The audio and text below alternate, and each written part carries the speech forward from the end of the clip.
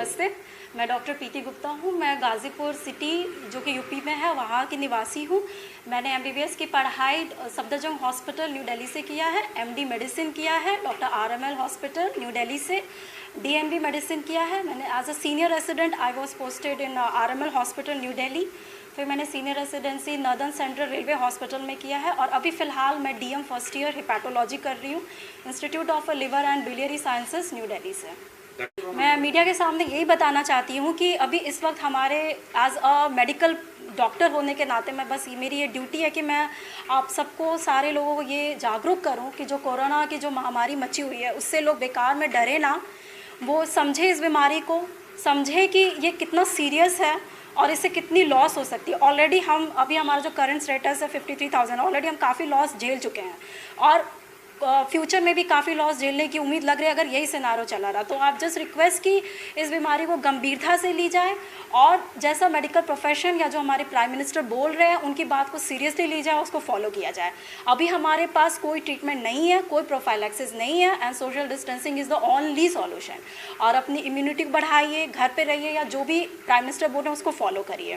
Social media पे काफ़ी चल रहा कि कई इलाज आ चुके हैं, वैक्सीन आ चुकी है, इसमें कितनी सच्चाई है?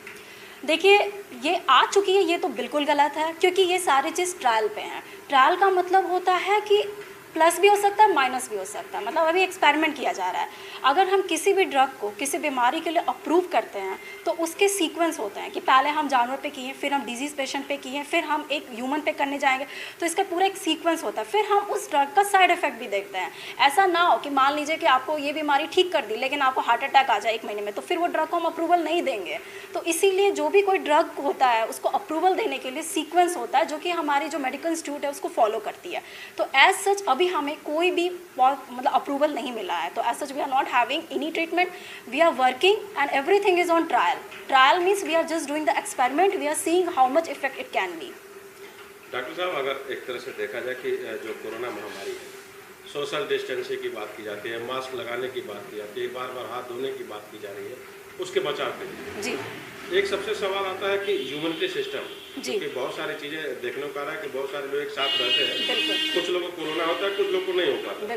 तो ह्यूमनिटी सिस्टम को डेवलप करने के लिए क्या करना चाहिए लोगों को? ये बिल्कुल आपने सही क्वेश्चन किया। बेसिकली इम्यूनिटी का बहुत इंपॉर्टेंट रोल है क्योंकि इसका प्रभाव बहुत ही घातक हो सकता है अगर छोटे बच्चे हों या एज ज़्यादा हो या उनमें जिनको क्रोनिक बीमारी हो, जैसे डायबिटीज़ है, हार्ट के पेशेंट है, हाइपरटेंशन है, उनमें ये बहुत बुरा रूप ले सकता है।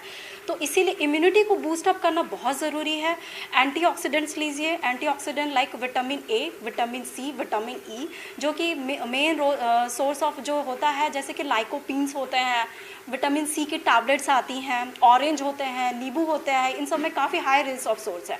अपनी इम्यूनिटी को बूस्ट करिए, हेल्दी लाइफस्टाइल अपनाइए, डीप फ्राइड फूड और प्रिजर्व फूड होते हैं उनको अवॉइड करिए। तो इस तरह से आप इम्यूनिटी को कर सकते हैं। आप अपना हेल्थ चेकअप करते रहिए, एक हेल्दी लाइफस्टाइल अपनाइए, वो उससे आप बाकी सारी बीमारियों से भी बचेंगे और कोरोना से भी प्रोटेक्शन मिलेगा।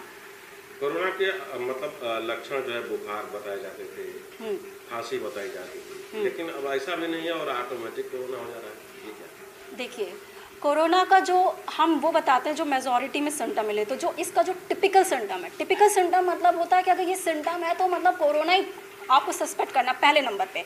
तो जैसे उसमें आता है कि पेशेंट को फीवर होएगा, उसके बाद सूखी खांसी होगी, उसके 1 हफ्ते के बाद 1 हफ्ता जो कि हम ये बता रहे हैं कि मेजॉरिटी ऑफ केसेस मिलेगा, सांस की दिक्कत होगी और 2 हफ्ते में हो सकता है कि पेशेंट को एडमिशन करना पड़े, ऑक्सीजन पे डालना पड़े।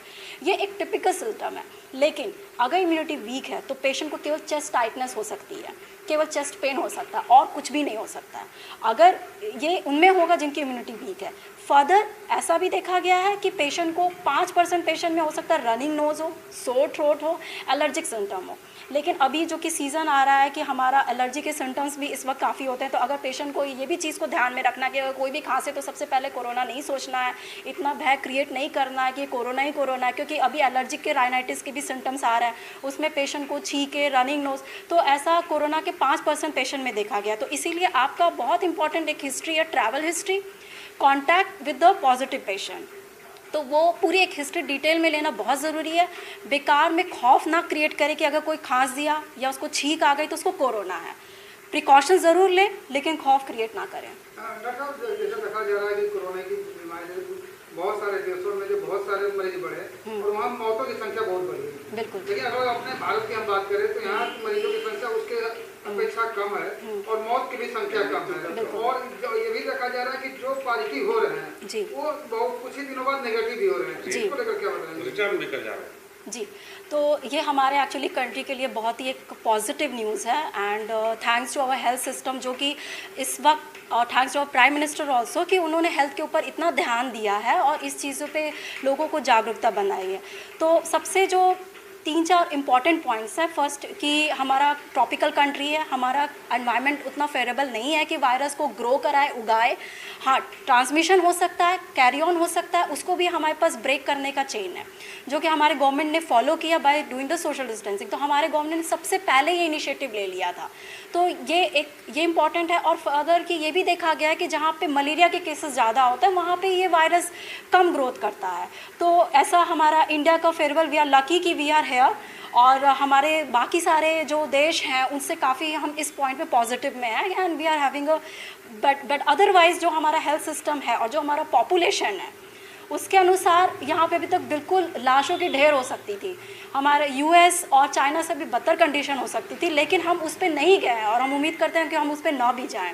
तो इस पे सब लोगों ने काफ़ी कंट्रीब्यूट किया है, गवर्नमेंट ने भी काफ़ी कंट्रीब्यूट किया है और एनवायरनमेंट का भी हमारा साथ रहा है। तो इस तरह से अभी हमारे केसेस अभी एज एक्सपेक्टेड कम है। मैडम, देखा जाए कि जैसे कि आप अभी दिल्ली में जॉब भी कर रही हैं और रहने वाली गाजीपुर की हैं, जी, तो हम गाजीपुर की बात करें तो यहाँ में बहुत सारे लोगों में कोरोना को लेकर जो डर है, जी, तो अपने जनपद के होने के नाते यहाँ के लोगों से किस तरह की अपील करनी चाहेंगे ताकि वो लोग डरे नहीं बल्कि इससे लड़े? बिल्कुल।